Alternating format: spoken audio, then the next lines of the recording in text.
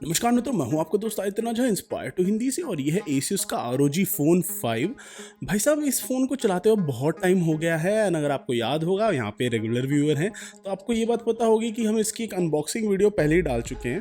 और वो सब डालने के बाद कितना टाइम हो गया एंड इस फ़ोन के बहुत सारी ऐसी चीज़ें हैं जो कि मतलब इसको काफ़ी अलग बनाती है। जैसे अगर बात की जाए कि अगर मैं इसको और फ्लैगशिप से कंपेयर करूँ तो भाई ये मतलब अपना ही अलग टाइप का एक फ़ोन है। ये गेमिंग फ़ोन है, गेमर्स के लिए बनाया गया फ़ोन। पर इसमें एक सवाल उठता है कि क्या एक गेमर्स के लिए बनाया गया फ़ोन आम जनता के लिए बढ़िया होगा कि नहीं, एंड क्या एक गेमर्स के लिए बनाया गया फ़ोन क्या उन सभी मापदंडों पे खरा उतरता है कि भाई ये प्रॉपर गेमर्स फ़ोन है कि नहीं है, क्या इसमें वो सारे अच्छे अच्छे फीचर्स, बेल्स और विसल्स हैं कि नहीं है। तो इन सभी सवालों का जवाब देने आज मैं यहाँ पे आया हूँ। और यार, जो ये एसुस का ROG फ़ोन है, ये हमेशा से ये बात को रिप्रेजेंट करने वाला था कि अगर बिना कोई होल्ड्स बैड फ़ोन बनाया जाए तो कैसा गेमिंग फ़ोन होगा। तो ये जो कॉन्सेप्ट था, ये शुरुआत हुआ ROG फ़ोन 1 से एंड बढ़ते बढ़ते बढ़ते ये एक इस पॉइंट तक आया कि हमारे पास अभी ROG फ़ोन 5 है। ROG फ़ोन 4 नहीं है, उसके पीछे कारण ये होता है कि चाइनीज़ कल्चर में वो 4 नंबर को बुरा मानते हैं, क्योंकि 4 का जो उच्चारण होता है वो उनकी भाषा में जो डेथ के लिए शब्द होता है उससे सिमिलरली साउंड करता है, तो इसलिए वो 4 नंबर को ज़्यादातर अवॉइड करने की कोशिश करते हैं। इसीलिए ही बहुत सारे ब्रांड्स ने 4 नंबर से तो कोई फ़ोन ही नहीं निकाला। वन प्लस ने भी OnePlus 4 नहीं निकाला, और ऐसी ASUS ने ही चाइनीज़ मार्केट को ध्यान में रखते हुए ROG फ़ोन 4 नहीं बनाया और हमारे पास सीधा ROG फ़ोन 5 आया। तो क्या इसमें बहुत कुछ बढ़िया है या क्या इसमें ख़राब है, क्या है, कैसा है और प्राइसिंग कैसी है, और भारत में क्या ये लेने लायक है कि नहीं है, ये सब जानने के लिए अंत तक टिके रहिए। जो लोग यहाँ पे बिल्कुल ही नए नए से हैं और ये पहली बार मतलब इंस्पायर टू हिंदी की वीडियो पे आए हैं, तो उनको मैं बता दूं कि भैया ये लंबी होने वाली है। आपने ऑलरेडी टाइम स्टैम्प वगैरह देख लिए होंगे कि भाई साहब ये आदमी तो खतरनाक ही है, बहुत ही लंबी लंबी बड़ी बड़ी वीडियोज़ बनाता है। तो बस आराम से बैठो, बहुत कुछ बताने वाला हूँ, बहुत ज़्यादा डिटेल में बताने वाला हूँ। एंड अगर आप नीचे टाइम स्टैम्प्स देख रहे हो तो भाई आपने ये वाला पार्ट ऑलरेडी शायद से स्किप कर दिया होगा। आपके लिए तालियां। और शुरू करते हैं एक बढ़िया से तड़कते भड़कते सौंदर्य प्रदर्शन के साथ। तो भैया, पिछले कुछ सालों में ASUS के ROG फ़ोन में तो बड़ा ही इंडस्ट्रियल सा डिज़ाइन रहा है और वो एकदम गेमर वाली लुक थी। बट अब धीरे धीरे मुझे ऐसा लगता है कि इसको थोड़ा और अपीलिंग बनाया इन्होंने, और जनरल पब्लिक के लिए भी। पहले तो ऐसा डिज़ाइन था कि मैं अगर किसी बिजनेस क्लास वाले व्यक्ति को बोल देता कि भाई तो ROG फ़ोन ले, तो सीधे ही बोलता भाई ये क्या मशीन से ला दिया, ये लेके तो मैं कहीं बाहर भी नहीं जा सकता। तो वो चीज़ अब इम्प्रूव हुई है कि एस्थेटिक बहुत सही हो गया पहले के मुकाबले। तो जो पीछे फैन बना हुआ था वो तो भाई गायब हो गया है। ROG का एक यार वाइट कलर का भी वर्जन है जो कि काफ़ी मुझे पर्सनली बढ़िया लगा। ये जो मेरे पास वर्जन है यार, ये थोड़ा ग्लॉसी बैक वाला है और उस पर बड़ी तेज़ी से फिंगरप्रिंट और स्मजेस आ जाते हैं। तो एक बात है जो आपको पता होनी चाहिए, ऑफिशियली इसमें कोई IP सर्टिफिकेशन नहीं दे रखी है। अगर आप सिम ट्रे स्लॉट को खोल के देखेंगे तो कहीं पे कोई रबर गैस्केट तक नहीं लगी हुई है। तो यानी कि अगर आप ROG फ़ोन 5 लेने वाले हैं तो इसको पानी से, धूल मिट्टी से थोड़ा बचा के ही रखिए, बिकॉज हो सकता है ये और किसी फ्लैगशिप के मुकाबले इन सब चीज़ों से डैमेज होने के प्रति ज़्यादा, मतलब उसमें ज़्यादा चांसेस है कि ये डैमेज हो सकता है। तो इसको पानी और धूल से थोड़ा बहुत बचा के रखिए, बिकॉज यहाँ पे तो बेसिक लेवल वाली प्रोटेक्शन भी नहीं दी गई है। इसी के अलावा बिल्ड और डिज़ाइन की और अगर मैं डिटेल में बात करूँ तो अगर मैं बोलूँ कि एक फ़ोन बड़ा फ़ोन है तो ये अंडर स्टेटमेंट होगी। एक्चुअली में बहुत बड़ा और भारी फ़ोन है। इसमें 6.8 इंच की ऑलमोस्ट डिस्प्ले, 6.78 इंच बोलूँगा टेक्निकली, तो 238 ग्राम्स उसका वजन है। और ओवरऑल फील के मामले में तो भाई हाथ में जो फील है वो बड़ी ही रोबस्ट वाली फील है। मतलब हाथ में तो एकदम जानदार सा फ़ोन फील होता है। मतलब भारी होने के बावजूद जो वेट डिस्ट्रीब्यूशन है वो बहुत सही है, और उसके पीछे भी एक डिज़ाइन का कारण है कि वो वेट डिस्ट्रीब्यूशन क्यों सही है। एक्चुअली में इसमें जो बैटरी है ना, उसको 2 टुकड़ों में बांटा हुआ है, 3000 mAh और 3000 mAh, तो इसलिए एकदम बैलेंस्ड फील देता है हाथ में। लेकिन इसी डिज़ाइन की वजह से इसमें एक स्ट्रक्चरल इशू भी है जो कि मैं अभी डिस्कस करता हूँ। तो हमारे भैया हैं जैक जेरीरिग एवरीथिंग से, उन्होंने भाई साहब इसी फ़ोन की बिल्कुल मम्मी डैडी एक कर दी थी। तो अगर आप लोग उनका भी चैनल फॉलो करते तो आपने ये नोटिस किया होगा कि उन्होंने अपने टेस्ट में दिखाया कि भाई अगर इस फ़ोन को आप थोड़ा सा ज़्यादा प्रेशर लगाओगे या इवन अगर पीछे वाली जेब में फ़ोन रखा हुआ और आप बैठ गए तो भैया एक ही बारी में फ़ोन ख़त्म है। क्यों? क्योंकि इसमें कोई भी एक स्ट्रेट लाइंड मेटल वाली स्ट्रिप नहीं है जो एंड टू एंड इसके पूरे स्ट्रक्चर को स्ट्रेंथ दे रही हो। तो यहाँ पे एक बैटरी है और यहाँ पे एक 3000 mAh की बैटरी है और बीच में खाली स्पेस में जो पीसीबी है, मदरबोर्ड जो मेन है उसका, वो है। और भाई अगर ऐसे प्रेशर इस पे लगा तो यहाँ से और यहाँ से बड़ी ही प्यार से मुड़ जाएगा। और जो ये आगे ग्लास है ये ख़राब नहीं होगी, क्योंकि कॉर्निंग गोरिल्ला ग्लास विक्टस है जो कि शायद से सबसे बेटर कॉर्निंग गोरिल्ला ग्लास का वर्जन है। बट जो पीछे की ग्लास है वो प्यार से क्रैक हो जाएगी एंड बीच में से तो भाई टूट जाएगा और डिस्प्ले अंदर की ख़राब हो जाएगी। तो ये चीज़ बहुत ही तेज़ी से संभव है। तो अगर आप ये फ़ोन लेंगे तो इसको बचा के चलाइए। मतलब ये ऐसा नहीं है कि मैंने शुरुआत करते ही बोल दिया कि फ़ोन ख़राब है, बस इसमें स्ट्रक्चरल एक इशू है जिसको आप बचा के, अब जैसे ऐसा कौन ही व्यक्ति होता होगा जो इतना बड़ा फ़ोन लेके उसको पीछे वाली जेब में रख के उस पर बैठ जाए। अगर ऐसा कोई व्यक्ति होगा तो भैया जिनके पास आईफोन था उनको भी यही दिक्कतें देखनी पड़ी थी, और इस फ़ोन के केस में भी वो टूट सकता है। उतना कोई जानदार वाला फ़ोन तो है नहीं है, तो ये बात आपको पता होनी चाहिए। इसके अलावा हाथ में जो हैंड में फील है वो रोबस्ट है। बैक पे कॉर्निंग गोरिल्ला ग्लास 3 है, सामने कॉर्निंग गोरिल्ला ग्लास विक्टस है, एल्यूमिनियम फ्रेम दे रखा है, टॉप पे नॉइस कैंसिलेशन माइक्रोफोन है। कैमरा मॉड्यूल जो बैक पे है वो थोड़ा बहुत आगे उठा हुआ है। बैक में जो स्मूथ ग्लॉसी फिनिशेस में RGB लाइट का पैनल भी दे रखा है, जो कि एक्चुअली में मतलब काफ़ी बढ़िया सा लगता है देखने में, और अंधेरे में तो बहुत ही मज़ेदार लगता है। इसका फ़ायदा भी है कि जब आप इसमें चार्जर कनेक्ट करेंगे और RGB लाइट आपका ऑन है तो वो अलग अलग कलर्स पे शिफ्ट करता है, green, orange, red, depending upon आपकी बैटरी कितनी चार्ज है। तो अंधेरे में भी आपको पता चल जाएगा कि कितना चार्ज हुआ है। तो वो एक बहुत ही बढ़िया मुझे फीचर लगा। अगर आप इसको बिना किसी कवर के चलाएंगे, जैसे ये वाला जो कवर है इसके बिना ऐसे चलाएंगे, तो आपको एक चीज़ ये ज़रूर नोटिस होगी कि इसके हाथ से स्लिप होने के चांस बहुत ज़्यादा है। तो मैं रिकमेंड करूंगा इसको कवर के साथ चलाइए। मुझे बाय डिफॉल्ट बॉक्स में आपको एक कवर मिलता है, तो ये वाले कवर के साथ इसको चलाइए। उसके बिना चलाने में हाथ में फील तो अच्छी आएगी बट स्लिप होने के चांस भी ज़्यादा है। 10.3 मिलीमीटर थिकनेस पे भाई साहब ये थोड़ा सॉलिड सा स्लैब तो फील होता है ये फ़ोन, और उसके पीछे रीज़न भी यही है कि 6000 mAh बैटरी दे रखी है, रोबस्ट सा डिज़ाइन है। तो अगर आप एक कॉम्पैक्ट फ़ोन लवर हैं तो भाई साहब कॉम्पैक्ट फ़ोन लवर तो ये फ़ोन गलती से भी ना ले। ये कॉम्पैक्ट के लिए नहीं है, ये उन लोगों के लिए जिनको ओवर किल चाहिए। ओवर किल यानी हर एक फीचर के मामले में टॉप एकदम ब्लीडिंग एज जिसको फीचर चाहिए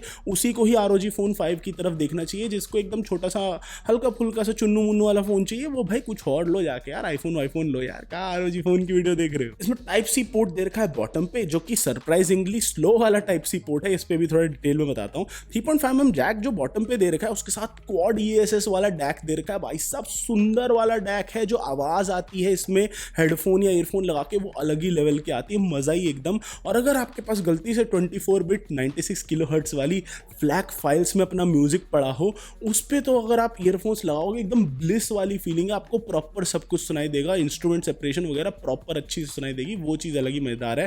राइट हैंड साइड पे पावर बटन है, वॉल्यूम रॉकर है, सब जगह ऑलमोस्ट मेटल यूज़ किया गया है। यहाँ पे आपको दे रखे एयर ट्रिगर्स, पहले के मुकाबले जो एयर ट्रिगर्स हैं इनका जो टच सेंसिटिवनेस है वो थोड़ा इंप्रूव हुआ है। गेम्स खेलते वक्त आपको डेफिनेटली एयर ट्रिगर्स को मैप करके गेम खेलने में और मजा आएगा।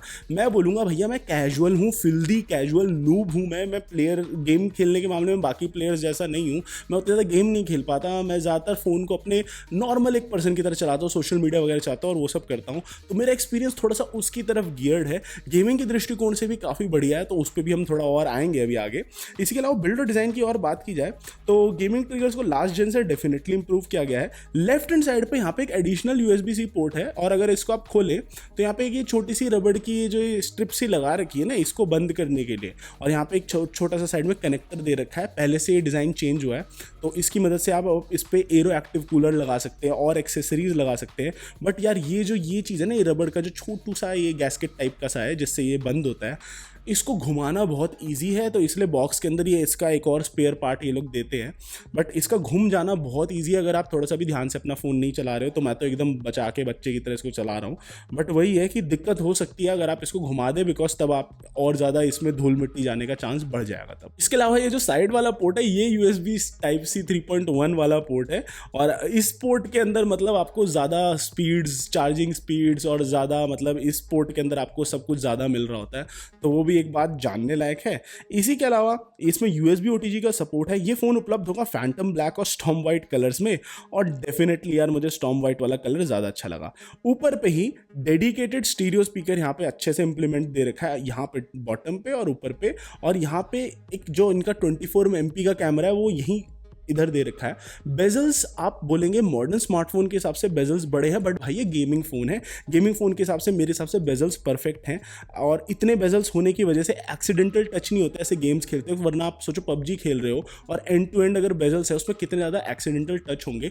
टचेस पे ही बात की जाए तो मेरे को कभी कभी जब मैं बिना कवर के बीच में फ़ोन चला रहा था तो गोस्ट टच हो रहे थे, यानी साइड पे जो पाम होता है ना, आपका पाम ऐसे फ़ोन पे ऐसे लगता है, तो इसकी वजह से जो एक्सीडेंटल टच हो जाते हैं वो कभी कभी हो रहे थे।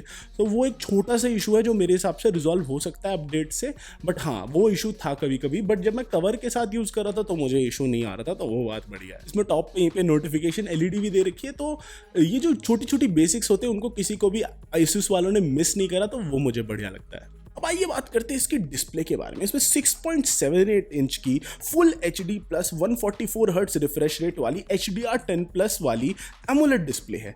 पीक ब्राइटनेस इसकी जा सकती है 1200 निट्स तक, बट जनरली जो ब्राइटनेस है इसके पैनल की वो 800 निट्स के आसपास रहती है।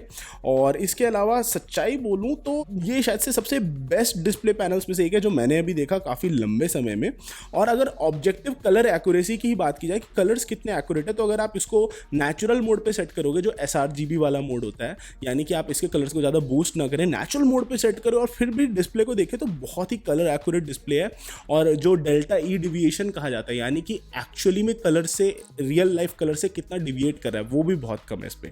असली खेल तो भाई ये है कि इसका जो टच रिस्पॉन्स टाइम है ना, ये बहुत कम है। ये 24 मिली सेकेंड है। तो 24 मिली सेकेंड होने का मतलब ये होता है कि यहाँ से जब टच करा और उसके बाद जो रिस्पॉन्स दिया उसके बीच में जो टाइम गैप है वो सिर्फ 24 मिली सेकेंड है। किसी भी डिस्प्ले वाली चीज़ के लिए 24 मिली सेकेंड की इतनी मिनिमम लेटेंसी होना बहुत बड़ी चीज़ है। और ये चीज़ आपको नोटिस होगी कब, जब आप प्रॉपर कोई ई स्पोर्ट्स वाली गेम खेल रहे होगे, तब आपको डेफिनेटली ये फील होगा। जो टच सैम्पलिंग रेट है इसका 300 हर्ट्ज का है, बहुत ही ज़बरदस्त, गेमर्स के लिए बहुत ही गजब। और जो बिग बेजल्स है साइड में, उसकी वजह से आपको गेमिंग करते हो काफ़ी कंफर्टेबल फील होता है। एक्सीडेंटल टच आप अवॉइड कर दोगे।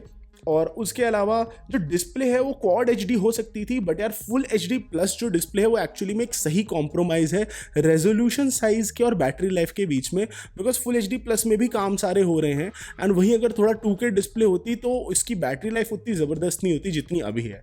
तो सही है, जिस तरीके का पैनल, जिस तरीके का रिस्पॉन्सिव पैनल यूज़ किया गया उसके साथ फुल HD प्लस भी चलता है भाई, कोई कम स्पेक नहीं है ये। और अगर डिटेल्स की और बात की जाए तो जो डिस्प्ले की ब्राइटनेस है वो मुझे तो सही लगी, बट जो दिल्ली के एकदम ऐसे खतरनाक वाला जो सूर्य है ना, इसमें जब आप बाहर निकलेंगे तो कभी कभी आपको ऐसा लगेगा कि हाँ भाई जनरली थोड़ी सी ब्राइटनेस कम सी लग रही है, काश थोड़ा सा और ब्राइट होता। और किसके कंपैरिजन में, जो अभी रीसेंट फ्लैगशिप्स है जैसे S21 अल्ट्रा हो गया, OnePlus 9 Pro हो गया, iPhone 12 Pro Max हो गया, इनके मुकाबले, इन फ्लैगशिप्स के मुकाबले थोड़ा सा आउटडोर ब्राइटनेस मुझे कम लगा, बिल्कुल थोड़ा सा, उतना ज़्यादा कम नहीं है, बट वो कभी कभी आपको महसूस होगा जब आप एकदम बाहर जाओगे गर्मी में ट्रैवल करते वक्त। रिफ्रेश रेट्स की बात की जाए तो आप 60 हर्ट्ज पे भी रख सकते हो, ऑटो पे भी रख सकते हो, 144 हर्ट्ज पे भी इसको एकदम दबा के रख सकते हो। 144 हर्ट्ज पे रखोगे बैटरी जल्दी फूकेगी, ऑटो पे रखना मेरे हिसाब से नॉर्मल लोगों के लिए बेस्ट ऑप्शन है। और पावर प्लान्स के साथ अगर छेड़खानी करोगे तो आप डिपेंडिंग अपॉन कि कैसे कब क्या कर रहे हो, आप इसकी टच सैम्पलिंग रेट को भी गिरा सकते हो और डिस्प्ले की रिफ्रेश रेट को तो गिरा ही सकते हो, तो आपको और एक्स्ट्रा बैटरी मिलेगी। तो कस्टमाइजेशन के ऑप्शंस काफ़ी सारे हैं। नॉर्मल लोगों के लिए मुझे लगता है कि ऑटो पे छोड़ दो उसको, तो वो बढ़िया है। डीसी डिमिंग वाला जो फीचर होता है वो भी इसमें उपलब्ध है कि लो ब्राइटनेस में फ्लिकर ना हो, लेकिन उसके लिए क्या होगा कि वो 144 हर्ट्ज पे नहीं रहेगा, वो 60 हर्ट्ज पे स्विच कर जाएगा। बट ठीक है कि अगर लो ब्राइटनेस में फ़ोन चला रहे हो तो दिक्कत नहीं होगी। बट ब्राइटनेस की बात की जाए तो यहाँ पे मेरे को एक दिक्कत महसूस हुई, वो क्या है कि इसका जो डिस्प्ले के अंदर ही ऑप्टिकल फिंगरप्रिंट स्कैनर है ना, तो ये शायद से बहुत सारे में होती थी ये दिक्कत, और यहाँ पे भी देखने को मिलती है कि जब एकदम अंधकार भरे वातावरण में रात में अपना फ़ोन अनलॉक कर रहे होंगे तो वहाँ पे क्या होता है ना कि जब आप फॉर इंस्टेंस जब आप ऐसे अपना थंब लगाते हो ना, तो डिस्प्ले पूरा मैक्सिमम ब्राइटनेस पे चमक रहा होता है, तो वो आंखों में एकदम रोशनी लगती है, रात में ऐसा लगता है ओ भाई प्रकाश कहाँ से आ रहा है। तो वो चीज़ जो है ना वो थोड़ी सी अजीब लगती है, वो कई लोगों को थोड़ा इश्यू लगेगा कि भाई यार इतनी अचानक से रोशनी होगी, ये भाई अलग सा लग रहा है। तो वो चीज़ आप अगर अवॉइड कर सकते हो तो बहुत ही वेल एंड गुड। एंड वो चीज़ अवॉइड करने का उपाय ये है कि आप इसका फेस अनलॉक यूज़ करो, बहुत ही फास्ट है। 24 MP का जो सामने कैमरा है वो थोड़े बहुत ठीक ठाक लाइटिंग कंडीशंस में और बाहर की लाइटिंग में और रात की मिनिमल लाइटिंग तक में सही चल जाएगा, एकदम डार्क लाइटिंग में तो सही नहीं चलेगा, बट वैसे नॉर्मल लाइटिंग कंडीशन में बहुत ही फास्ट फेस अनलॉक है इसका और सही काम करता है। एक चीज़ की यहाँ पे कमी है, जैसे कि S21 अल्ट्रा या कुछ फ्लैगशिप्स में LTPO टाइप का पैनल है ना, कि वो 1 हर्ट्ज से लेके 120 हर्ट्ज के बीच में स्विच करे, वैसे टाइप का पैनल नहीं है यहाँ पे। ऑटो में क्या होगा कि वो 60, 144, 120 इनके बीच में झूल रहा होगा, बट वो एकदम लो नहीं जा सकता कि 60 से भी नीचे एकदम 1 तक चला गया, वो चीज़ यहाँ पे नहीं है। आइए बात करते हैं स्पेसिफिकेशंस और परफॉर्मेंस के बारे में। भाई गेमिंग फोन है, अंदर माल तो तगड़ा होना चाहिए, तो माल इसमें क्या क्या है? माल इसमें ये है, top of the line Snapdragon 888 chipset है इसके अंदर, एड्रीनो 660 जीपीयू के साथ, 8 या फिर 12 या फिर 16 GB of RAM, depending upon आप कौन सा वर्जन ले रहे हो। जो 16 जीबी रैम या फिर 18 जीबी रैम वाला वर्जन है वो प्रो में और एकदम अल्टीमेट वाले एडिशंस में उपलब्ध है। इसमें आप मेरे हिसाब से 8 वाला वर्जन लोगे तो आपके लिए normal day to day use के लिए सबसे बेस्ट वर्जन वही है। और 128 या फिर 256 जीबी आपको स्टोरेज मिलती है इसके साथ, जो कि UFS 3.1 स्टोरेज है, जो कि काफ़ी हद तक फास्ट है, काफ़ी अदर स्नैपड्रैगन 888 वाले फ़ोन से काफ़ी ये अलग है, बिकॉज इसके अंदर एक वेपर चैम्बर भी दे रखा है और अंदर ग्रेफाइट के इंटरनल्स दे रखे ताकि हीट जो है वो फैल सके सही से। मेन बोर्ड जैसे मैं आपको बता चुका हूँ मिडल में है फ़ोन के, तो उससे क्या होता है, हीट डिसिपेशन में बड़ा फ़ायदा होता है। क्यों? आप अपना फ़ोन पकड़ते हो ऐसे फ़ोन पकड़ने पे और गेम खेलने पे अगर मेन गर्मी बीच में हो रही है तो मोस्ट केसेस में आपको वो गर्मी पता ही नहीं चलेगी। और बात आती परफॉर्मेंस की और थर्मल थ्रॉटलिंग की, तो 888 में थर्मल थ्रॉटलिंग उतनी हो ही नहीं रही है, तो वो बहुत ज़बरदस्त बात है। और इवन जब आप लॉन्ग टर्म तक खेलोगे तो इसमें जो 888 की इम्प्लीमेंटेशन है वो ऐसी है कि फ्रेम रेट सबसे स्टेबल इसी पे मिलेगा, इसी फ़ोन पे। और भी कोई आप फ़ोन ले सकते हो मॉडर्न फ्लैगशिप जिसमें स्नैपड्रैगन 888 हो, बट उसमें उतना स्टेबल फ्रेम रेट नहीं मिलेगा, बिकॉज वहाँ पे कूलिंग पे उतना ध्यान नहीं दे रखा है, बट यहाँ पे कूलिंग पे काफ़ी ज़्यादा ध्यान दिया हुआ है। अगर आप अपना पैसा और लगाएं एरो एक्टिव कूलर में तो चीज़ें आपके लिए थोड़ी और बेटर हो सकती है लॉन्ग टर्म गेमिंग सेशंस वगैरह के लिए। और एक चीज़ मुझे दिक्कत ये लगी, यहीं स्पेक्स वगैरह की बात करूँ, कि मतलब जो साइड में जो ये कनेक्टर है इसका डिज़ाइन थोड़ा चेंज होने की वजह से अब ये हो गया है कि जो पुराने वाले कई सारी एक्सेसरीज़ हैं वो अब इसके साथ कंपैटिबल नहीं है। तो अब आप सोचो, आपने ROG फ़ोन का पुराना कोई जनरेशन बाय किया था और उसके साथ आपके पास वैसी कोई एक्सेसरी पड़ी थी जैसे कि ट्विन व्यू डॉक वाला जो था, या फिर डेस्कटॉप बोर्ड वाली जो एक्सेसरी थी, अगर आपने उस पर उतना पैसा लगाया था तो अब तो भाई वो हो गई, मतलब आउटडेटेड हो गई, वो इसके नए कनेक्टर के साथ चलेगी नहीं। तो ये एक मुझे थोड़ी सी दिक्कत लगी कि उन्होंने इतनी जल्दी उसको फेज आउट कर दिया। वहीं मैं स्पेक्स की बात कर रहा था, तो एक चीज़ और ध्यान में देने लायक है कि जो डिस्प्ले के अंदर इन डिस्प्ले फिंगरप्रिंट स्कैनर है, ये एक्चुअली में साइज़ में काफ़ी छोटा है, तो जो टैप टू टच टारगेट होता है ना वो बहुत छोटा है। मेरे लिए सही चल रहा था और मोस्ट केसेस में मैं अनलॉक भी इसको तेज़ी से कर पा रहा था, बट एक्चुअली में सीन बस ये है कि ये जो टैप टू टच टारगेट है ये थोड़ा छोटा है, तो कई लोगों को कुछ दिक्कत हो सकती है। मुझे एज सच पर्सनली कोई दिक्कत नहीं हुई, 10 में से 9 बारी बड़े प्यार से अनलॉक हो रहा था। जो वो एक बारी में अनलॉक नहीं हो रहा था ना, तो थोड़ा सा थंब का पोजीशन चेंज करके तेज़ी से हो जा रहा था, तो मुझे वहाँ पे एज सच कोई दिक्कत नहीं लगी। और बहुत सारे OT अपडेट्स आए जब से मेरे पास ये फ़ोन है इतने लंबे टाइम से, और उन OT अपडेट से इसका एक्सपीरियंस बहुत हद तक फिक्स हो गया है। सॉफ्टवेयर की बात की जाए तो ये ROG का कस्टम स्किन एक चला रहा है एंड्रॉयड 11 के टॉप पे, और ये एक थोड़ा सा पुराना वर्जन चला रहा है एंड्रॉयड के सिक्योरिटी पैच का, 5 जनवरी 2021 का चल रहा है। और सॉफ्टवेयर में ही और बात की जाए तो शुरुआत में ही Asus वाले आपको ऑप्शन देते हैं, भाई तू चाहता क्या है ज़िंदगी से, ROG वाला मोड चलाना है या फिर क्लासिक वाला मोड चलाना है जो कि ज़ेनफोन वाले UI की तरह लगेगा। मुझे वो ज़ेनफोन वाला UI ज़्यादा पसंद आता है, तो मैं एकदम क्लासिक वाले मोड में चला रहा हूँ। मैंने ऐप ड्रॉअर तक डिसेबल कर दिया है, क्यों? क्योंकि मुझे ऐसी फ़ोन चलाने में ज़्यादा मज़ा आता है और वो ईजी रहता है, ज़्यादा सोचना नहीं पड़ता। तो मेरे सारे ऐप्स बस ऐसे स्वाइप करके आ जाते हैं। और ये मतलब मैंने ROG वाले जो भी बहुत सारे जो X मोड वगैरह वाले फीचर्स ऐसे सामने एकदम कस्टम वॉलपेपर आता है, खतरनाक सा ROG वाली फील होती है सब जगह OS में, उसको मैंने हटा दिया है, बिकॉज मैं इसको एकदम स्टॉक एंड्रॉयड वाले फ़ोन की तरह चलाना चाह रहा था, और वो यहाँ पे काफ़ी हद तक संभव है, तो वो मुझे बहुत सही लगा। और अगर मैं अन्य डिटेल्स की बात करूँ सॉफ्टवेयर में ही, तो इसमें आर्मरी क्रिएट करके एक सॉफ्टवेयर आता है जो कि इस हद तक आपको कस्टमाइजेशन करने देता है कि नॉर्मल बंदा तो भाई पागल हो जाएगा इतनी सारे फीचर्स देख के। कस्टमाइजेशन ऑप्शन इतने सारे हैं कि मेरे जैसे लोग भी ओवरवेल्म हो गए भाई देख के कि भाई क्या क्या चेंज किया जा सकता है। अब जैसे कि फॉर एग्जांपल अगर आप एक कस्टम बैटरी मोड ही बनाने जाओ इसके अंदर, तो आप सेटिंग्स पे जाओ, कस्टम बैटरी मोड बनाने जाओ, तो उसमें आपको क्या क्या ऑप्शन वो सिलेक्ट करने देता है। थर्मल लिमिट कितनी रखनी है, यानी फ़ोन कितना गर्म हो सकता है, हाई। सीपीयू परफॉर्मेंस कितनी रखनी, लो मीडियम हाई। जीपीयू परफॉर्मेंस कितनी रखनी, लो मीडियम हाई। रैम परफॉर्मेंस कितनी रखनी, लो मीडियम हाई। और आप बैकग्राउंड में सीपीयू को काम करने देना चाहते हो कि नहीं, और क्या आप चाहते हो कि 5G नेटवर्क को ऑटोमेटिकली रेगुलेट करे, कैरियर एग्रीगेशन को ऑटोमेटिकली रेगुलेट करे, क्या आप ये चाहते हो कि मोबाइल डेटा और वाईफाई साथ में चले। मतलब इतने फीचर, इतने सारे ऑप्शन की नॉर्मल बंदा देख के कंफ्यूज हो जाएगा कि भाई मुझे चाहिए भी कि नहीं चाहिए। तो इससे स्पष्ट हो जाता है कि ये फ़ोन है एकदम एंथुसियास्ट लेवल के यूज़र के लिए। ये फ़ोन उन लोगों के लिए बना है जिसको एकदम पता है कि भाई यहाँ से ये करूँगा ये हो जाएगा, यहाँ से ये करूँगा ये हो जाएगा। नॉर्मल व्यक्ति अगर ये लेता है तो मैं कहता हूँ भाई डिफ़ॉल्ट सेटिंग पे चलाना है, इसको ज़्यादा छेड़छाड़ मत करना। कई सारी सेटिंग्स तो ऐसी हैं जिनको ज़्यादा छेड़छाड़ करने से आपका फ़ोन लैग तक कर सकता है। जैसे कि let me explain it to you, मैं इस बात को समझाना बहुत ज़रूरी चाहता हूँ। आप नॉर्मली इस फ़ोन को हैंग नहीं करवा सकते, लेकिन एक तरीका ऐसा है कि मैंने इस फ़ोन को भी हैंग करवा दिया। कैसे? मैंने एक पावर प्लान बनाया इसमें एडवांस्ड करके, ठीक है। अब मैं क्या चाह रहा था, मुझे चाहिए था कि मेरी बैटरी टिके 2 ढाई दिन 3 दिन प्यार से। तो मैंने एडवांस्ड पावर प्लान में क्या करा कि थर्मल लिमिट मैंने रख दी थी लो। मैं चाहता था कि फ़ोन गर्म ना हो, थर्मल लिमिट लो रहे, और CPU performance low, GPU performance low, सब कुछ लो कर दिया मैंने, ठीक है, सब लो कर दिया। और फिर अब हंसी की बात देखो, उसके बाद मैं इस फ़ोन को चार्जर में लगा के इस पर हैवी काम कर रहा था कुछ। अब आप सोचो, चार्जर में लगाने पर फ़ोन ऑलरेडी गर्म हो रहा है, थर्मल लिमिट को मैंने लो रखा हुआ है, यानी मैं चाहता हूँ फ़ोन गर्म ना हो, और फिर मैं हैवी ऐप्स चला रहा था। तो उसमें क्या हुआ कि फ़ोन का जो इंटरनल रेगुलेटर होता है, टेम्परेचर रेगुलेटर, वो बेचारा फुका सा गया, उसको समझ में नहीं आया करना क्या है। तो थर्मल लिमिट तो वैसे ही लो रखी थी, और ये बंदे ने बाकी सब भी लो कर दिया, परफॉर्मेंस वगैरह सब लो कर दिया, तो फ़ोन हैंग हो गया। फिर मुझे फ़ोन रीस्टार्ट करना पड़ा।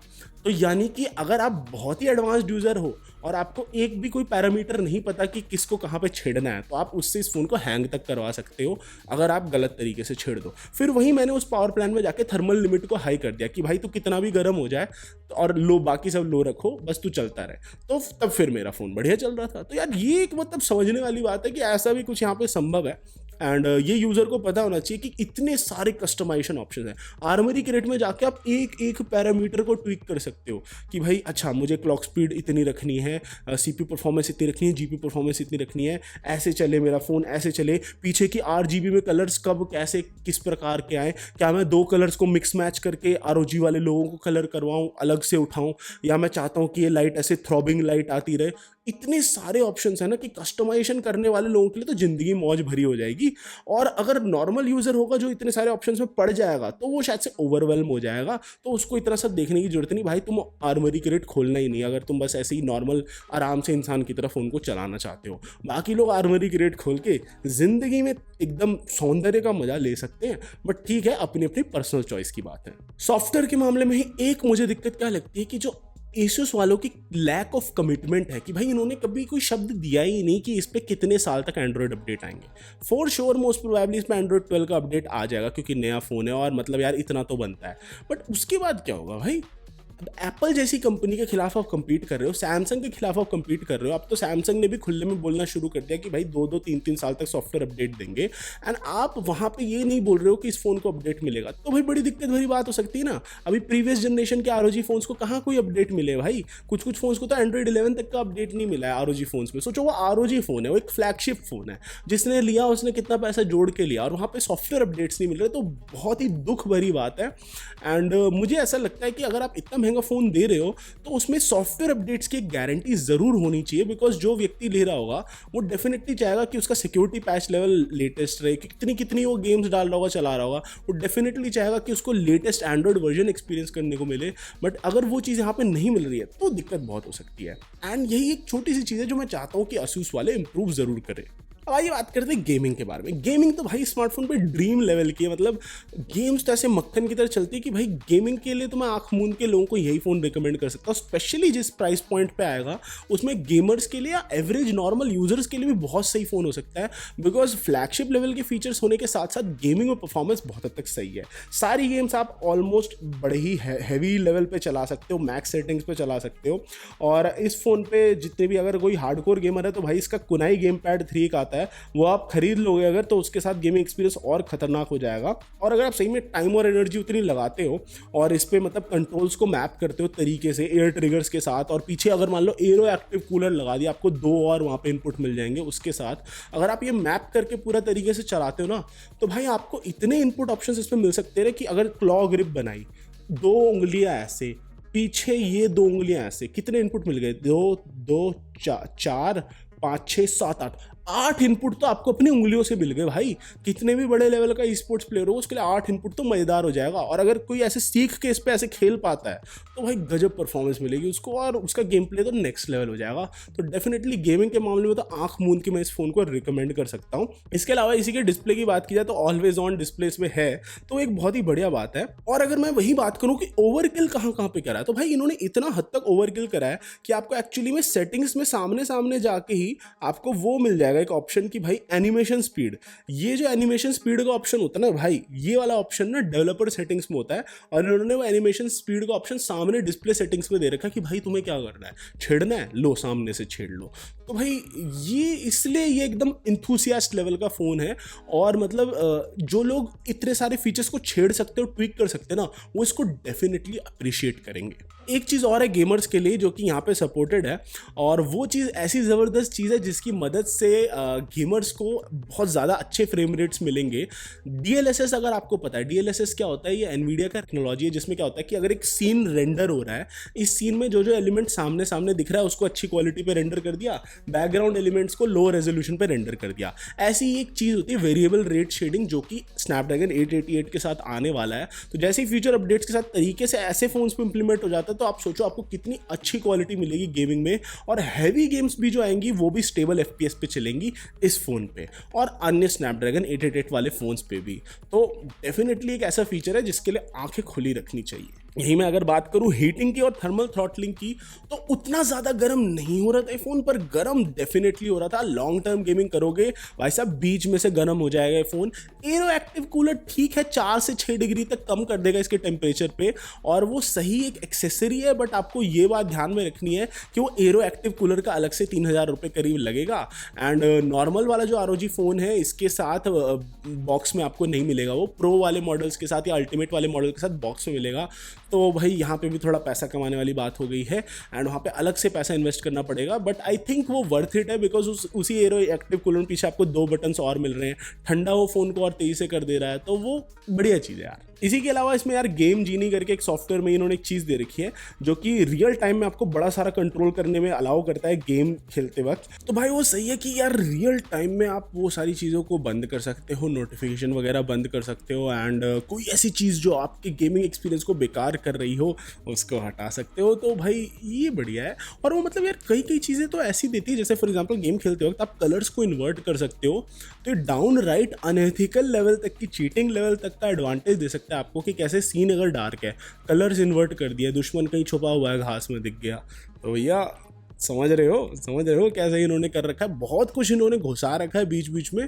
तो वो जो फीचर्स हैं वो डेफिनेटली इसको गेमर्स के लिए एक एडवांटेज वाला फ़ोन बना देती है। हाँ, ये बात करते हैं कनेक्टिविटी के बारे में। इसमें डुअल सिम का सपोर्ट दे रखा है, Vio वाईफाई है, वोल्टी है, 5G का सपोर्ट है, वाईफाई डुअल बैंड का तो सपोर्ट है ही है, वाईफाई 6E का भी सपोर्ट है, ब्लूटूथ 5.2 यहाँ पे दे रखा है, एप्टेक्स HD और एप्टेक्स पे अडेप्टिव ब्लूटूथ ऑडियो का भी सपोर्ट दे रखा है, GPS दे रखे सारे बेल्स और विसल्स के साथ। यानी कि GPS के भी एक्चुअली में ये होता है कि GPS की कितनी टाइप्स सपोर्टेड है, तो ग्लोनास, बीडू, ये ऐसे बहुत सारे टाइप्स होते हैं कि ये सारी चीज़ें सब टेक्नोलॉजी सपोर्टेड है कि नहीं है। तो सारी टेक्नोलॉजी जैसी GPS की इसमें सपोर्टेड है, हाई लेवल वाला GPS है इसके अंदर। और इसी के अलावा NFC तो दे रखा है, बट रेडियो वगैरह नहीं है। बट यार अब ठीक है यार, रेडियो कौन ही चलाता है, स्पॉटिफाई के युग में रेडियो कौन चलाता है।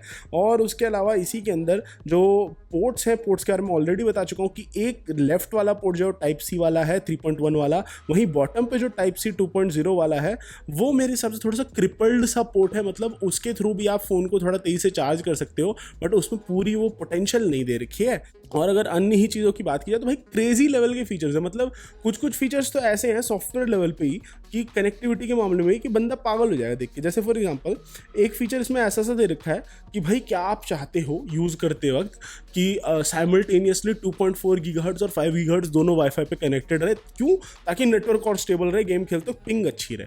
भाई अलग ही मतलब कहाँ कितना दूर की सोच के डाल रखा है। और एक और फीचर है, उसकी मदद से आप साइमल्टेनियसली अपना नेटवर्क वो मोबाइल से भी चला रहे हो और वाईफाई के थ्रू भी चला रहे हो। तो बहुत सारे ऐसे नेटवर्क में भी कनेक्टिविटी फीचर्स दे रखे हैं जो कि इसको एक आम नॉर्मल या इवन फ्लैगशिप फ़ोन के मुकाबले भी एक अलग लीग में पहुंचा देते। तो वो चीज़ भाई, मतलब पैसा कहीं तो खर्चा यार रिसर्च एंड डेवलपमेंट पे असूस वालों ने, ऐसे थोड़ी इतने भारी भारी फ़ोन निकाल रहे हैं।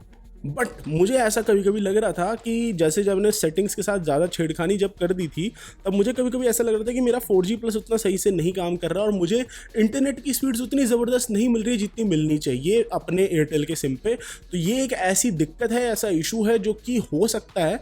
तो आई थिंक इसमें कुछ ऐसा करना चाहिए कि जो इन्होंने ऑप्शन दे रखा है ना इंसान को कि कैरियर एग्रीगेशन, यानी 4G प्लस के साथ अगर वो छेड़खानी कर सकता है, इस ऑप्शन को हटाना बहुत ज़रूरी है। गलती से मान लो बंदा ऐसे ऑप्शन के साथ छेड़छाड़ी करता है और उसकी नेट की स्पीड्स डाउन हो जाती है, तो भाई ये किसके हित में, ये तो किसी के हित में नहीं है ना। और ऐसा ऑप्शन होना भी नहीं चाहिए। तो थोड़ी सी 1-2% बैटरी लाइफ बचा के और उसके नेट की स्पीड एकदम डाउन हो जाए जहाँ पे उसको ज़रूरत हो, तो वो बहुत ही बेकार चीज़ है। एंड इतना ज़्यादा नेटवर्क पे कंट्रोल मेरे हिसाब से नहीं देना चाहिए सामने वाले व्यक्ति को, जो खासकर मेरी तरह हो एकदम ही नासमझ सा, जो ऐसी सेटिंग्स को छेड़ ले और उसकी खुद की स्पीड्स डाउन हो जाए। तो ऐसी इतना भी कंट्रोल नहीं भाई, इतना कंट्रोल मत दो। डिसीजन फैटीग हो जाता है इंसान को कि मैं भाई क्या क्या छेड़ूँ, तो मैं क्या क्या छेड़ूँ। इसलिए तो आईफोन इतने बिकते हैं, क्यों? उसमें आपको इतना ज़्यादा सोचना नहीं होता।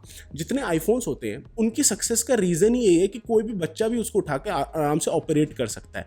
ईजी टू यूज़, सब कुछ सामने ही है, सारा यूज़र इंटरफेस बड़ा ही, मतलब ज़्यादा सोचना समझना नहीं है, चला लो बस। और वहीं अगर आप किसी ऐसी चीज़ की तरफ जाएं जो कि एंथुसियास्ट लेवल की होती है, जिसमें सब कुछ कॉम्प्लेक्स सा हो, तो वहाँ पे क्या होता है कि जो बहुत ही पावर यूज़र है, जो चीज़ों को छेड़खानी कर सकता है, उसके लिए तो वेल एंड गुड, उसको तो मज़ा आ जाएगा उस चीज़ में। लेकिन जो एक आम यूज़र हो, जो उतना ज़्यादा नहीं सोचना चाहता, जिसको बस अपना फ़ोन उठाना है, नॉर्मल चला लेना है, एंड वो उतने सारे फीचर्स को अगर जो बंदा अप्रिशिएट भी ना कर पाए, तो उसके लिए इतने फीचर्स का कोई फ़ायदा भी नहीं होता और वो उल्टा और दुखी हो जाता है कि यार इतना सोचना पड़ रहा है फ़ोन को चलाने के लिए, मुझे नहीं चलाना। और ऐसे ही बंदे जाके फिर अपना पूरा 60-70 लगा के आईफोन खरीद लेते हैं। तो ये भी समझना बहुत ज़रूरी है। आइए बात करते हैं इसके कैमरा के बारे में, जो कि शायद से सबसे इसकी कमज़ोर कड़ी है इस फ़ोन की।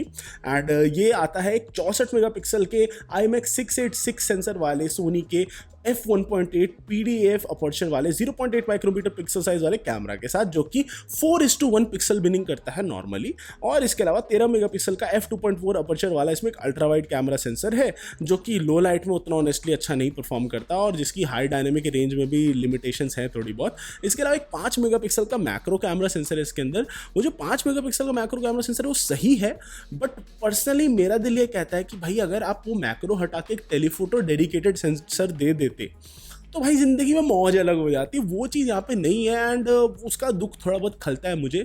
क्यों? क्योंकि अगर आप हर मामले में एक फ्लैगशिप फ़ोन बना रहे हो तो मैक्रो की ज़रूरत नहीं है इंसान को, मैक्रो फोटो कौन ही ले रहा होता है। बट टेलीफोटो सेंसर काम आता है जब आपको पड़ोस में ताक झाँक करनी हो और थोड़ा अंदर का हाल चाल लेना हो, तब भाई टेलीफोटो सेंसर काम आता है। प्लीज़ उल्टा नहीं सोचने काम है, बहुत ही सभ्य इंसान हो। हाँ, तो ऐसी स्थिति में टेलीफोटो सेंसर काफ़ी ज़्यादा काम आ जाता है। और वो ऐसे फ्लैगशिप, यार मैं अगर 50-60 हज़ार लगा के सामने देख नहीं सकता कि पड़ोस वाले गुप्ता जी क्या कर रहे हैं, तो क्या फ़ायदा फ़ोन का, क्या फ़ायदा भाई फ़ोन का।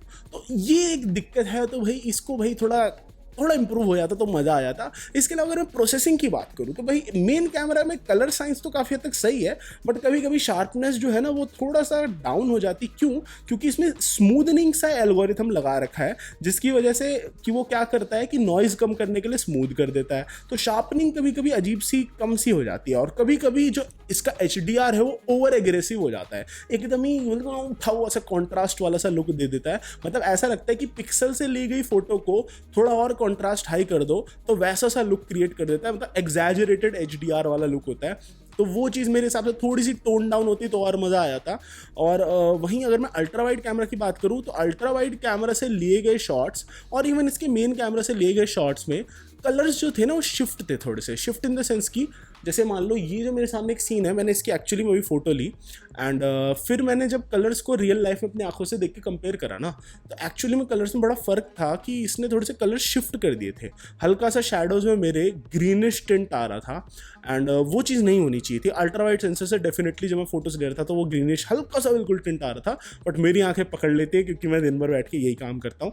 एंड तो ये चीज़ रिजॉल्व हो सकती है कि नहीं, आपका पहला सवाल ही होगा। और फिर मेरा जवाब ये है कि हाँ ये रिजॉल्व हो सकती है। ये सारी दिक्कतें इसकी सिर्फ एल्गोरिथम और प्रोसेसिंग की दिक्कतें हैं, जिसको मैंने फिक्स करा एक Gcam मॉड इसमें चला के, जो कि बहुत ही मुश्किल से चल रहा है। एक्चुअली में अभी इसमें यूनिक्स का 7.3 वाला Gcam मॉड इतना मरमर के चल रहा है कि बीच में व्यू फाइंडर लैग हो जाता है। बट मैं हूँ निहायती ढीठ इंसान, तो व्यू फाइंडर लैग के बावजूद मैं एकदम हाथ स्टेबल करके वापस वो ऐप रीस्टार्ट करके फिर फोटो ले ही लेता हूँ, जस्ट बिकॉज मुझे दिखाना है कि नॉर्मल वर्सेस Gcam में कितना फर्क आ रहा है इस फोन में, ROG Phone 5 में।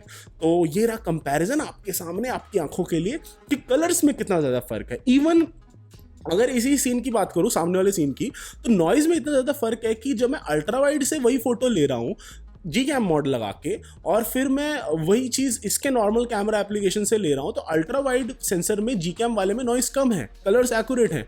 वही जो प्राइमरी कैमरा एप्लीकेशन है उसमें वो कलर्स भी थोड़े ऊपर नीचे हो गए हैं, और नॉइस तो है ही दुनिया भर का भर के। और ये चीज़ जो है, ये चीज़ मतलब फिक्स हो सकती है, डेफिनेटली सॉफ्टवेयर अपडेट्स के साथ फिक्स हो सकती है।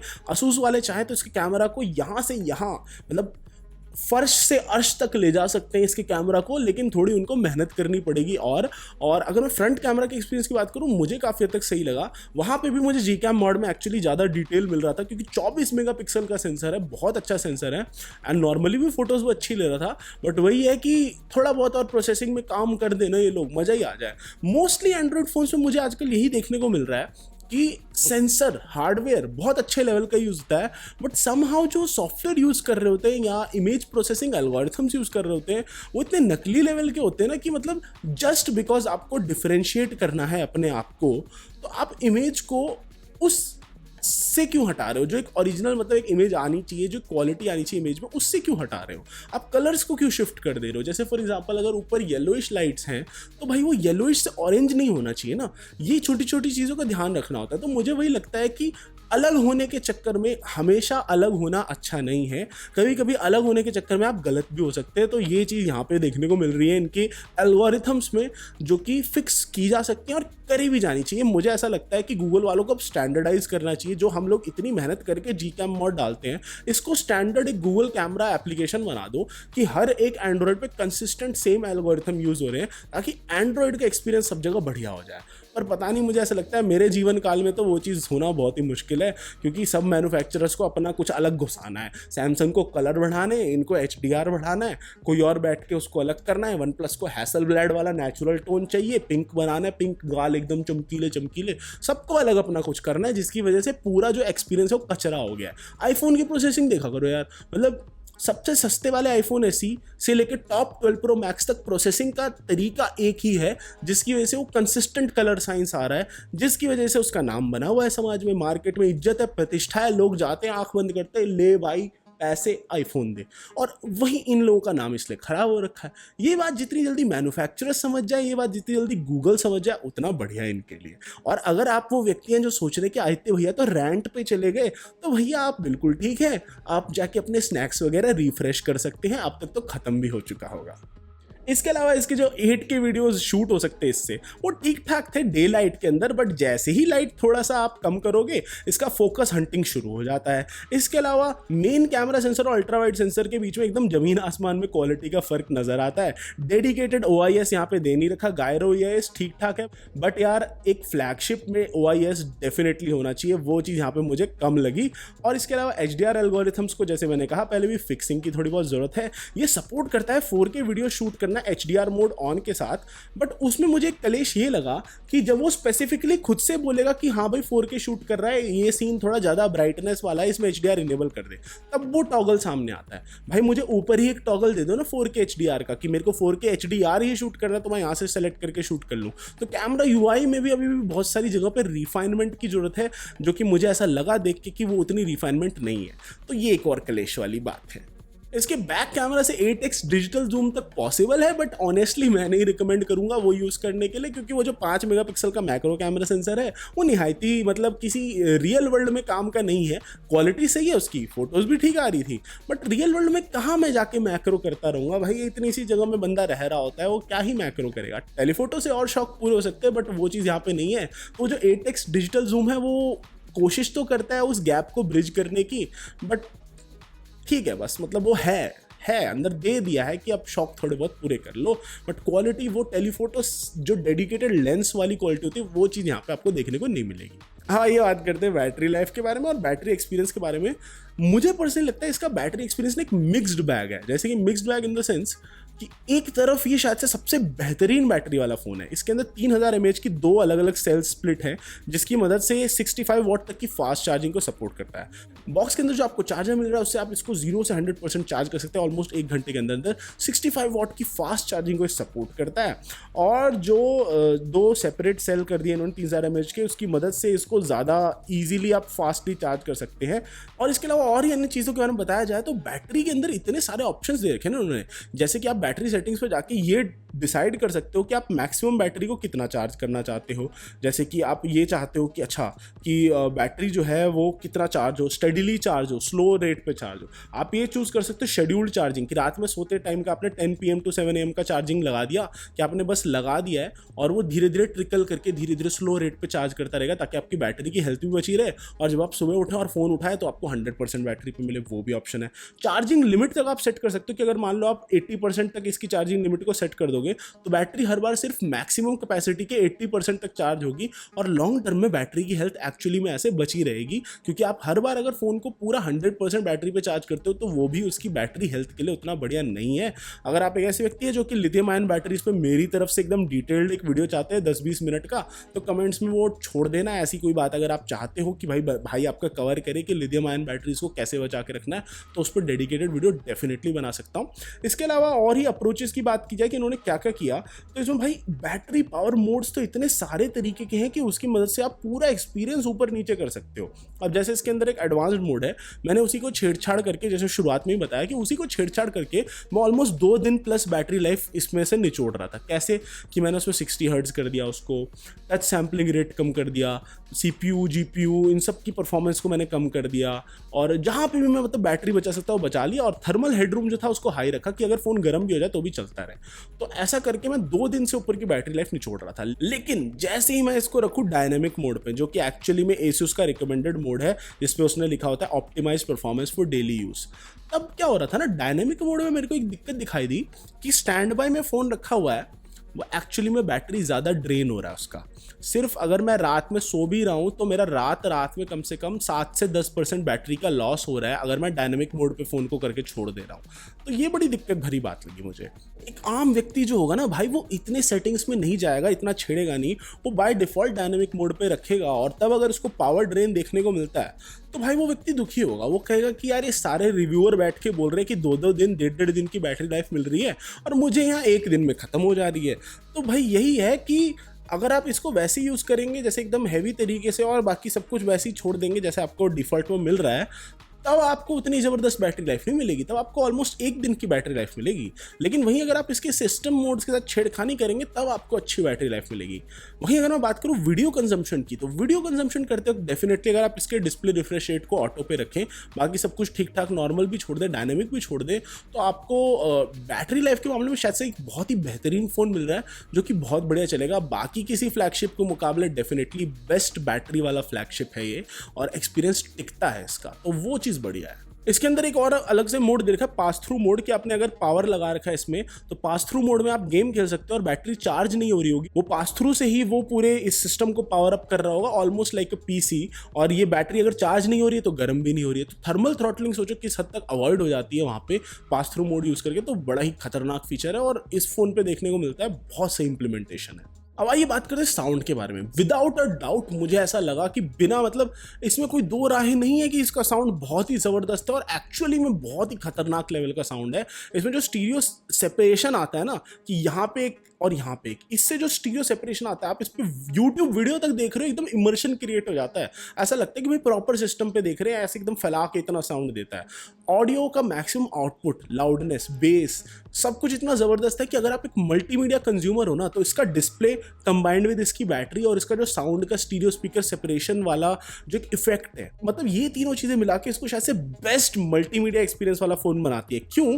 क्योंकि यहाँ पे कोई नॉच नहीं है डिस्प्ले के एक्सपीरियंस को ख़राब करने के लिए। यहाँ पे कोई ऐसा नॉच नहीं दे रखा जिसकी वजह से कहीं पे छेद बनाओ। तो मूवीज़ देखने के लिए बेस्ट डिस्प्ले, ऑडियो इतना तेज आता है इसमें, HDR10+ डिस्प्ले है, बैटरी टिक रही है। तो अगर आप एक सिर्फ ऐसे व्यक्ति हैं जो सिर्फ मल्टीमीडिया कंज्यूम करने वाले, सिर्फ नेटफ्लिक्स देखने के लिए भी अगर एक फ़ोन आंख मूंद के उठाना है, ये फ़ोन मैं रिकमेंड करूंगा। गेमर जाए भाड़ में, जिसको बैठ के सिर्फ यूट्यूब पे वीडियो देखनी है, नेटफ्लिक्स देखना है, उसको भी मैं आंख मूंद के ये फ़ोन रिकमेंड करूँगा। साउंड इतना अच्छे लेवल का है, तो वो एक बड़ी अच्छी बात है। और जो इसमें भाई सबसे बड़ी बात, 3.5mm जैक भी इसमें दे रखा है, नकली से नकली लीड इसमें लगा के गाना सुन सकते हो भाई। और मतलब एक चीज़ मैंने नोटिस करी, जब मैं अपना एक वो एंटी स्पोर्ट्स का हेडफोन इसमें चला रहा था, उसमें साउंड सही से नहीं आ रहा था, बट और बाकी जितने भी वायर्ड मैंने टेस्ट करे उनमें साउंड एकदम गजब आ रहा था। मेरे पास पर्ल जैम का एल्बम है 10, तो मैं पर्ल जैम के 10 एल्बम को लॉसलेस फॉर्मेट में फ्लैक में 24 बिट 96 किलोहर्ट्ज़ में इसमें सुन रहा था। और भाई साहब जो आंसुओं की धारा निकल रही थी ना, वो सिर्फ एडी वेडर के फैंस ही समझ सकते हैं कि वो जो जब वो ऐसे करके वो बंदा जो सुर निकालता है ना, तो जैसे आंसुओं की धारा जो बहनी शुरू होती है, तो वो चीज़ मुझे यहाँ पे एक्सपीरियंस हुई। मतलब मुझे एक इंटरनल डैक से वो ऐसी फीलिंग आ गई जो मेरे को अपने मैक में एकदम साउंड कार्ड लगा के हेडफोन लगा के सुनना पड़ता है उस फीलिंग के लिए, तो वो यहाँ पे भी जनरेट होगी, तो वो बहुत बढ़िया लगा मुझे। बट पर्सनली मैं ये भी विश करता हूँ कि काश इन्होंने एक ऑप्शन दिया होता जिससे आप सारे जो डायरेक्ट HD वाले साउंड इन्हांसमेंट्स हैं उनको ऑफ कर सके। मतलब ये भी मेरी एक दिल्ली तमन्ना है कि काश ऐसा भी कोई ऑप्शन दिया होता, बट यार ऑनेस्टली ऐसा कोई ऑप्शन नहीं है, तो थोड़ा सा दुखद है। और अगर मैं बैटरी की ही बात कर रहा था, तो स्क्रीन ऑन टाइम भाई साहब इतना गजब, ऑलमोस्ट 9 घंटे तक का स्क्रीन ऑन टाइम मिल रहा है मुझे इस फ़ोन पे। हैवी यूसेज के साथ यूट्यूब वीडियो देख रहा हूँ बैठ के, बीच में इंस्टाग्राम चला रहा हूँ, अच्छी अच्छी तस्वीरें देखने के लिए, और भी बहुत कुछ कर रहा हूँ। मतलब इतना सब कुछ करते वक्त भी मेरे को 9 घंटे तक का स्क्रीन ऑन टाइम मिल रहा है, इतने अच्छे हैवी यूसेज के साथ भी। तो वो मुझे यार इस फ़ोन से थोड़ा और प्यार करवा दिया, और उसके बाद भी बैटरी बच रही थी। तो हैवी यूज़र्स जो एकदम फ़ोन दबा के चलाते हैं और जो उनको इस बात से कोई मतलब नहीं है कि फास्ट चार्जिंग करनी है, उनको बढ़िया लगेगा कि भाई बैटरी भी चल रही है, एक्सपीरियंस भी आ रहा है, ऑडियो भी अच्छा है। तो वो भाई एक कहीं ना कहीं तो मेहनत दिखती है कि इन्होंने काफ़ी अच्छी मेहनत करी इस फ़ोन पे। अब आइए बात करते हैं प्राइसिंग और कंक्लूजन के बारे में। ये आपको उपलब्ध होगा 8 128 GB वर्जन 50,000 रुपये के आसपास, 12 256 GB वर्जन इसका मिलेगा ऑलमोस्ट 58,000 के आसपास। और मैं कहता हूँ किसी और अन्य मॉडर्न फ्लैगशिप के मुकाबले ये एक एक्चुअली में इन्वेस्ट करने लायक फ़ोन है। क्यों? अगर मैं अन्य फ़ोन्स को देखूँ, S21 अल्ट्रा, आपका OnePlus 9 Pro, एंड्रॉयड की बात कर रहा हूँ, ठीक है, और ऑप्शन हो गए Xiaomi की तरफ से, हो गए रियलमी की तरफ से, हो गए रियलमी का तो शायद से कोई इतना महंगा फ़ोन में नहीं आता होगा गरीबी ओ भाई, बुरा नहीं मानने का, ऐसी बेइज्जती होती रहती है सबकी। हाँ तो मतलब यही है कि इन लोगों के इतने इतने ऐसे फ़ोन्स हैं, बट मैं ऐसे किसी फ़ोन को नहीं जानता जिसमें कोई ऐसी जो बेसिक्स होती है ना मल्टीमीडिया एक्सपीरियंस की, वो बेसिक्स एकदम नेल डाउन हो। इसमें वो बेसिक्स एकदम नेल डाउन है। अगर आप गेम नहीं भी खेल रहे हो ना, सिर्फ आपको फ़ोन चलाना है तरीके से इंसान की तरह, तो यार ये फ़ोन वो फ़ोन है जिसको आप तरीके से इंसान की तरह चला सकते हो और बढ़िया लगेगा। सिर्फ एक डर और एक कमी कि सॉफ्टवेयर अपडेट अगर नहीं मिलता तो may be down the line ये थोड़ा ऑब्सोलीट हो सकता है, वो मुझे एक डर लगता है।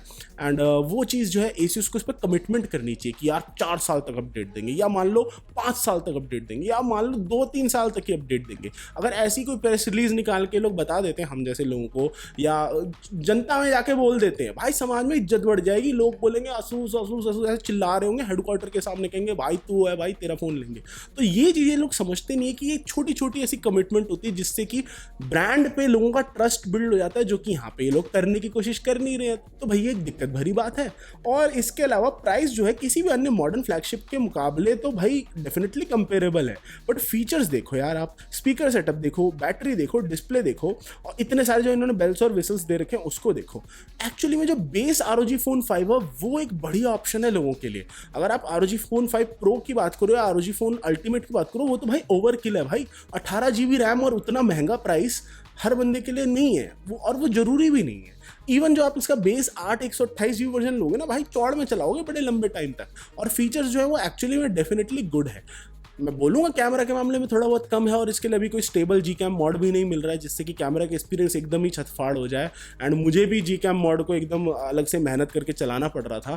तो वो है कि हाँ भाई, कैमरा अगर आप थोड़ा सा कर सकते हो, कंसेशन दे सकते हो ASUS वालों को, तो बाकी सब कामों के लिए तो बहुत मौज वाला फ़ोन है। एक्सेसरीज की प्राइसिंग की बात करूँ तो भाई इसका एरो एक्टिव कूलर 3,000 रुपये के आसपास मिलता है। कुनाई 3 गेम पैड जो है वो ऑलमोस्ट 10,000 रुपये के आसपास मिलता है। सेल इसकी शुरू होगी 15 अप्रैल 2021 से 12 बजे फ्लिपकार्ट पे। और अगर आप मतलब बहुत कुछ सोच रहे हो तो अभी भी मैं आपको दिक्कतें फिर से बता देता हूँ। हैप्टिक्स जो है वो सही लगे मुझे, लेकिन एक फ्लैगशिप लेवल के फ़ोन के मुकाबले उसके हैप्टिक्स थोड़े से कमज़ोर से लगे। मतलब उतनी तगड़ी वाइब्रेशन मोटर वाली फीलिंग नहीं आ रही थी, कंसिडरिंग द फैक्ट कि मैं इसके लिए ऑलमोस्ट अगर 50,000 से ऊपर दूंगा तो। और उसी के अलावा स्ट्रक्चरल इंटीग्रिटी की बात की जाए तो वो भाई थोड़ी सी क्वेश्चनेबल है कि अगर आप इस पर कुछ ज़्यादा हैवी लोड दे दोगे तो भाई ख़राब होने की संभावना थोड़ी ज़्यादा है यहाँ पे। और अन्य चीज़ों की भी अगर बात की जाए तो वैसे तो काफ़ी हद तक एक बढ़िया डील है बेस जो ROG Phone 5 मॉडल है, बट इसमें कहीं पे भी फ्लैगशिप होने के बावजूद कहीं पे कोई वाटर या डस्ट रेजिस्टेंस नहीं दे रखी है, तो वो कई चीज़ लोगों को पुट ऑफ कर सकती है। बट अगर आप इन सब खामियों को नज़रअंदाज कर सकते हैं तो शायद से बाकी अन्य इसके फीचर्स इतने ज़बरदस्त लेवल के हैं कि आप ये फ़ोन ले सकते हो जाके आंख मूंद के, और आपको फील तो प्रॉपर आ जाएगी। बट वही है कि भाई दिक्कतें हैं, बता दी भाई ने आपको। ये ना हो कि आप कल को ये जाके फ़ोन ले लो और फिर आके कमेंट में गालियाँ छोड़ रहे हो कि आदित्य भाई तुम्हारे कहने पे लिया था, अब मज़ा नहीं आ रहा, 6 महीने हो गए, बर्बाद हो गया। तो ये सब बातें आपको ध्यान में रखनी है। तो दोस्तों इस वीडियो के लिए इतना ही। अगर आपको वीडियो पसंद है इसको लाइक करें, शेयर कीजिए भैया, इंस्पायर टू हिंदी को सब्सक्राइब कीजिए। अगर मैं आपको बताऊं कि ऐसी एक वीडियो को बनाने में कितना टाइम लगता है, तो एक्चुअली में ऐसी एक वीडियो की स्क्रिप्ट लिखने में करीब करीब 5 से 6 दिन लगते हैं, जो कि इतनी बड़ी सी स्क्रिप्ट होती है। कितने ये देख रहे हो, ये मेरी लिखावट है, इतनी बड़ी सी इसकी स्क्रिप्ट होती है। और उसके बाद एक्चुअली में जो ये ऐसे डिवाइसेस होते हैं, इनके बी रोल कम से कम आप 4 या 5 दिन तक लगातार शूट करो। इसको बोला जाता है प्रोडक्शन कॉस्ट। जो लोग सिनेमा से जुड़े हुए उनको ये बात पता होगी कि इस एक शूट का प्रोडक्शन कॉस्ट एक्चुअली में बहुत ज़्यादा है। और कई बार ऐसा होता है कि मैं इस चीज़ को जस्टिफाई नहीं कर सकता। जैसे कि अगर ये वीडियो सपोजिटली 4-5 लाख व्यूज़ नहीं क्रॉस करती है तो मेरा प्रोडक्शन कॉस्ट इसका जस्टिफाई नहीं होगा, एंड मोस्ट प्रोबेबली ये वीडियो उतने व्यूज़ नहीं क्रॉस करेगी। तो मैं क्यों बना रहा हूँ ये? भैया मौज करने के लिए। तो भैया आप भी मौज करो ज़िंदगी में, इस चैनल को सब्सक्राइब करो, नोटिफिकेशन बेल को जाके दबा दो, और हमेशा की तरह सतत निरंतर आगे बढ़ने के लिए प्रेरित रहिए।